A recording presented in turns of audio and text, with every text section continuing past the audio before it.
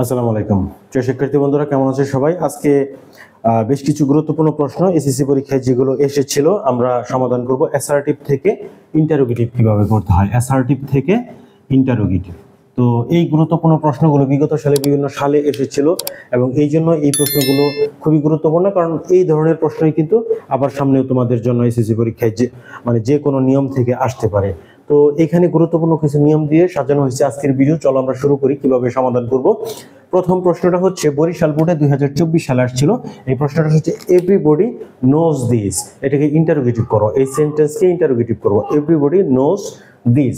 এখন দেখো, এভরিবডি এমন একটা শব্দ, এই শব্দের পরিবর্তে আমরা হু দিয়ে সেন্টেন্সটা শুরু করতে হবে। এভরিবডি নোজ দিস, প্রত্যেকেই এটা জানে। আমরা বলবো প্রত্যেকেই এটা জানে, এটার বিপরীতে আমরা ইন্টারোগেটিভ করব কে এটা জানে না, তার মানে সবাই জানে।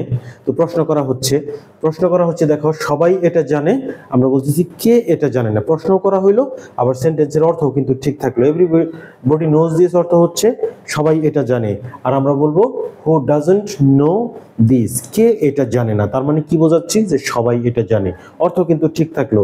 তাও আমাদের নিয়ম হচ্ছে এভরিবডি যদি থাকে বা এভরিবডি রিলেটেড আরো কিছু শব্দ আছে, যেমন হচ্ছে everyone, every person, every man, every student, এরকম যত ধরনের শব্দ থাকবে সেগুলোর জন্য কিন্তু হু বসবে, হু দিয়ে সেন্টেন্স শুরু হবে, মানে ইন্টারোগেটিভ করার ক্ষেত্রে। তাহলে এভরিবডি নোজ দিস, এটাকে আমরা বলবো হু। এখন ইন্টারোগেটিভ করার জন্য কিন্তু যেহেতু তোমার হচ্ছে ইন্টারোগেটিভ করার জন্য একটা অক্সিলারি ভার্ব কিন্তু এখানে লাগে। যেমন ধরো যে এখানে নো এই ভার্বটার সাথে কিন্তু এস আছে, তাহলে যেহেতু সেন্টেন্সে কোনো অক্সিলারি ভার্ব নাই, তাহলে আমরা রিজার্ভ তিনটা অক্সিলারি ভার্ব আছে আমাদের, ডু, ডাজ এবং ডিড। যেখানে অক্সিলারি ভার্ব থাকে না সেখানে ডু, ডাজ এবং ডিড আসে। সো ভার্বের সাথে এস থাকলে আমরা ডাজ দিব, তাহলে আমরা বলবো হু ডাজ, এবং তারপর ডাজের সাথে নেগেটিভ করবো, হু ডাজন্ট। নেগেটিভ কেন করলাম? কারণ হচ্ছে সেন্টেন্স যদি অ্যাফার্মেটিভ থাকে, প্রশ্নবোধক বাক্যে সেন্টেন্স নেগেটিভ করতে হয়, অর্থাৎ বিপরীত করতে হয় অর্থ ঠিক রাখার জন্য, এই জন্য নেগেটিভ করলাম। আর এই নেগেটিভ করার জন্যই মূলত ডাজ আমাদের নিতে হলো, কারণ নট তো একা একা কোনো জায়গায় বসতে পারে না, একটা অক্সিলারি ভার্বের সাথে বসাইতে হয়। So who doesn't know know this, কে এটা জানে না। এখানে আর একটা প্রশ্ন, এটা ইতিমধ্যে তোমরা জানছো যে নো, এখানে নোজ ছিল, এখানে নো কেন? এটার কারণ হচ্ছে তোমাদের আগেও বলা হয়েছে যে ডু, ডাজ এবং ডিড যুক্ত সেন্টেন্সে ভার্বের সবসময় বেস ফর্ম বসে। সো ডাজ যুক্ত সেন্টেন্সে ভার্বের বেস ফর্মটাই বসবে, এবং এটাই হচ্ছে আমাদের কারেক্ট আনসার। তাহলে কি হলো ব্যাপারটা? এভরিবডি নোজ দিস, প্রত্যেকেই এটা জানে। হু ডাজন্ট নো দিস, কে এটা জানে না, তার মানে প্রত্যেকেই জানে। দেখো তোমার হচ্ছে আমরা ইন্টারোগেটিভ কিন্তু করে ফেলছি, প্রশ্নবোধক কিন্তু হয়ে গেছে শেষে। এরপরে ময়মনসিংহ বোর্ডে 2024 সাল আসছিল নোবডি রেসপেক্টস হিম। এখানে দেখো নোবডি এর পরিবর্তে আমরা কি বসাবো? নোবডির পরিবর্তে আমরা বসাবো হু। দেখো এভরিবডির পরিবর্তে আমরা হু বসাইলাম, নোবডির পরিবর্তেও আমরা হু বসাবো, কিন্তু এখানে আরেকটা ব্যাপার আছে। এভরিবডি নোজ দিস, এটা কিন্তু একটা অ্যাফার্মেটিভ সেন্টেন্স, কিন্তু নোবডি রেসপেক্টস হিম, কেউ তাকে সম্মান করে না, নোবডি, নো, তাহলে এটা কিন্তু একটা নেগেটিভ সেন্টেন্স, এটা আমাদেরকে মাথায় রাখতে হবে।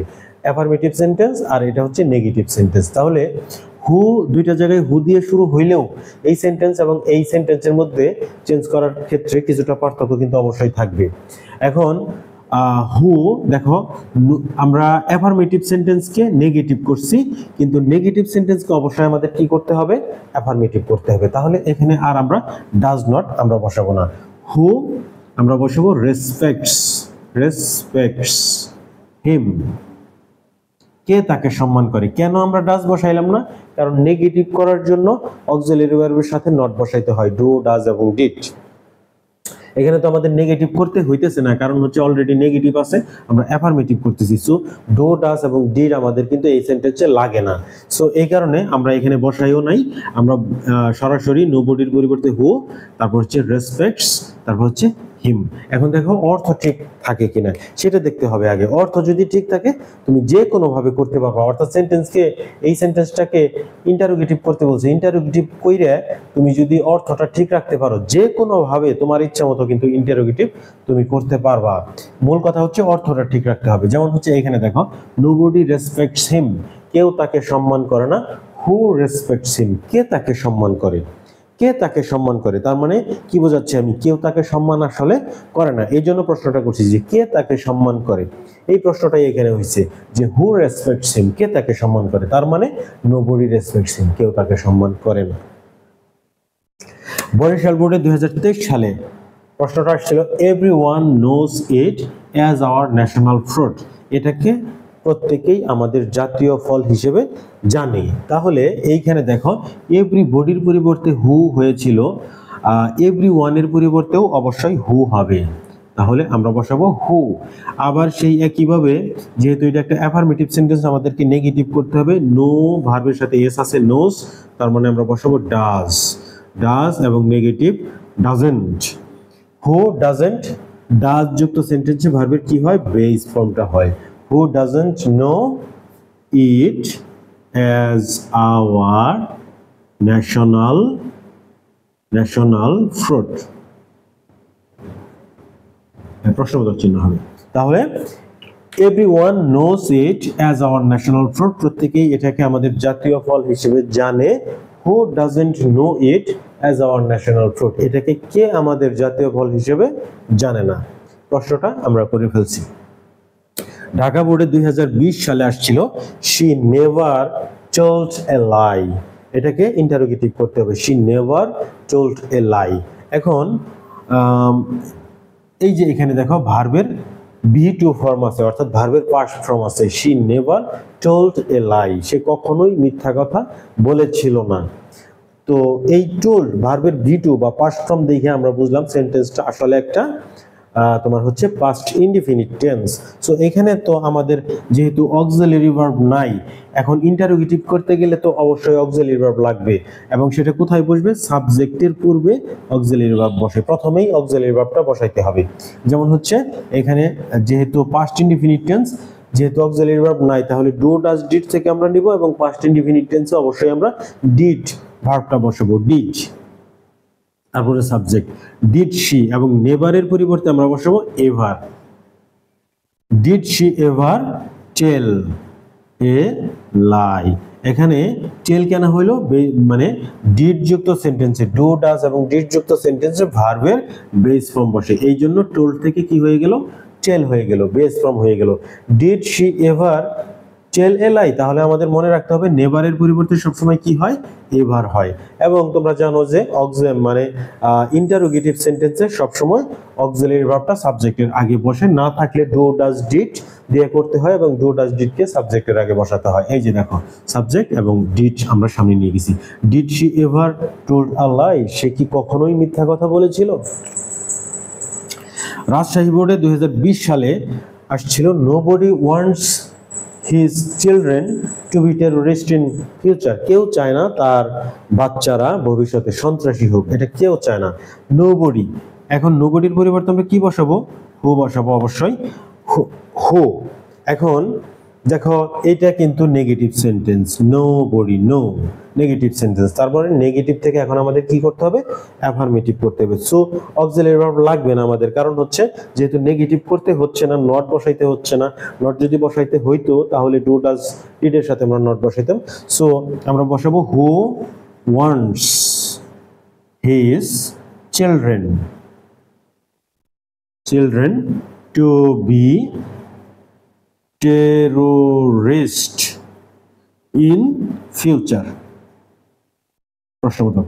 আচ্ছা, তাহলে who wants his children to be terrorist in future? Nobody wants his children to be terrorist in future, কেউ চায় না তার সন্তান ভবিষ্যতে টেররিস্ট সন্ত্রাসী হোক। who wants his children to be terrorist in future, কে চায় তার সন্তান ভবিষ্যতে সন্ত্রাসী হোক, কে চায়, মানে কেউ চায় না। বরিশাল বোর্ডে 2020 সালে আসছিল 6 নম্বর প্রশ্ন, to kill time is two commit suicide. এখানে ইজ হচ্ছে ভার্ব আমাদের, টু কিল টাইম এটাকে সাবজেক্ট হিসেবে ধরো, যে সময় নষ্ট করা, ইজ টু কমিট সুইসাইড মানে আত্মহত্যা করার শামিল। তাহলে ইজ যেহেতু আছে অক্সিলারি ভার্ব, এই অক্সিলারি ভার্বকে তুমি সামনে নিয়ে যাও। তাহলে যেহেতু এটা হচ্ছে একটা অ্যাফার্মেটিভ সেন্টেন্স, অবশ্যই আমরা যখন ইন্টারোগেটিভ করব তখন সাথে সাথে নেগেটিভও করতে হবে। আমরা বসাবো is, isn't to kill time to commit suicide. Suicide মানে নর্মাল নিয়মটাই, শুধুমাত্র টু দিয়ে তোমাকে একটু কনফিউজড করে দিয়েছে এখানে, এই তো বিষয়। টু কিল টাইম এটাকে তুমি সাবজেক্ট ধরো, ইজ ধরো মানে অক্সিলারি ভার্ব, তাহলে ইজটার সামনে চলে আসলো ইজেন্ট, তারপরে সাবজেক্টের জায়গায় ধরো এইটুকু বসলো ইজেন্ট টু কিল টাইম, তারপর হচ্ছে ইজ তো গেছেই গিয়ে সামনে, তারপর হচ্ছে টু থেকে আবার তুমি বাকি অংশ বসাও টু কমিট সুইসাইড, হয়ে গেল isn't to kill time to commit suicide, মানে সময় নষ্ট করা কি আত্মহত্যার শামিল নয়, এরকম বোঝাইছে আর কি। 7 নম্বর হচ্ছে দিনাজপুর বোর্ডে 2020 সালে আসছিল, এটাও টু দিয়ে শুরু হয়েছে, কিন্তু এইখানে ব্যাপারটা তোমাকে লক্ষ্য করতে হবে, to make a civilized society মানে সভ্য সমাজ তৈরি করার জন্য there is no alternative to reading book, বই পড়ার কোনো বিকল্প নাই। তাহলে তোমাকে খেয়াল করতে হবে যে প্রিন্সিপাল ক্লজ কোনটুকু, কাজটা তোমাকে প্রিন্সিপাল ক্লজে করতে হবে। To make a civilized society, সভ্য সমাজ তৈরি করতে। এখন তুমি যদি কাউকে বলো যে সভ্য সমাজ তৈরি করতে, এতটুকু বলে রেখে দিলে, আর কিছুই বললা না, এটা কিন্তু একটা পূর্ণাঙ্গ অর্থ কখনোই প্রকাশ করে না। মানে যে শ্রোতা লিসেনার তার মনে হবে যে আরেকটু কি যেন বাকি আছে, আরেকটু কিছু শুনতে চাই, এরকম মনে হবে। To make a civilized society, সভ্য সমাজ তৈরি করতে, এটা অবশ্যই প্রিন্সিপাল ক্লজ না। প্রিন্সিপাল ক্লজ কোনটুকু দেখো, এই অংশটা ছাড়াও এই অংশটা কিন্তু নিজে নিজে অর্থ প্রকাশ করতে পারবে, পূর্ণাঙ্গ অর্থ প্রকাশ করতে পারবে। সো এটাই হচ্ছে প্রিন্সিপাল ক্লজ। যেমন হচ্ছে there is no alternative to reading books, বই পড়ার কোনো বিকল্প নাই। আমি যদি এই অংশটা না বলে শুধু এই অংশটা বলি যে বই পড়ার কোনো বিকল্প নাই, তাহলে কিন্তু অর্থ কমপ্লিট হয়েছে। সো এটা হচ্ছে প্রিন্সিপাল ক্লজ। এখন এই কাজটা মূলত আসলে প্রিন্সিপাল ক্লজে করা উচিত, তাহলে প্রিন্সিপাল ক্লজেই আমরা কাজ করব। এই অংশটা আমরা অপরিবর্তিত অবস্থায় বসাই দিব, two make a civilized society, two make a civilized society কমাতে দিলাম। এখন দেখো দেয়ার ইজ নো, তার মানে হচ্ছে অক্সিলারি ভার্ব আছে ইজ, আমরা সামনে নিয়ে গেলাম ইজ, দেয়ার নূর পরিবর্তে কিন্তু আমরা এই ধরনের সেন্টেন্সে এনি বসাবো, নূর পরিবর্তে কি বসাবো, এনি বসাবো। এটা তোমরা নোট করে রাখবা, এইগুলা টুকটাক ছোটখাটো বিষয়গুলা, গ্রামারের রুলস গুলা। There is no alternative, is there, এই যে ইজটা চলে আসছে সামনে, ইজ দেয়ার নূর পরিবর্তে any, is there any alternative to reading, মানে অপরিবর্তিত অংশ বসবে রিডিং বুকস। এখানে মানে দেয়ার যুক্ত সেন্টেন্সে তোমরা মনে রাখবা নূর পরিবর্তে কিন্তু কি বসবে, এনি বসবে দেয়ার যুক্ত সেন্টেন্সে। এটাই তোমরা নোট করবা যে there is no alternative to reading books, is there any alternative to reading books, মানে হচ্ছে নো মানে নাই, কোনোটাই না, আর এনি মানে কোনো, তাহলে নূর বিপরীত এনি, এটাই বোঝায় আর কি। There is no alternative to reading books, বই পড়ার কোনো বিকল্প নাই। Is there any alternative to reading books, বই পড়ার কি কোনো বিকল্প আছে, এটা মূল কাজটা আমরা এই জায়গাটাতে করলাম, আর এই জায়গাটা আমাদের অপরিবর্তিত অবস্থায় বসে গেল। গুরুত্বপূর্ণ বেশ কয়েকটি সেন্টেন্স বিগত সালে এসে যাওয়া আমরা সমাধান করলাম, কিভাবে এগুলোকে সমাধান করতে হয়। আশা করি এই ধরনের সেন্টেন্স আসলে তোমরা একদম মানে প্রচন্ড আত্মবিশ্বাসের সাথে পরীক্ষায় আনসার করতে পারবা। পরবর্তী ভিডিও আপলোড হওয়ার সাথে সাথে পাওয়ার জন্য ফলো বা সাবস্ক্রাইব করে রাখো। আসসালামু আলাইকুম।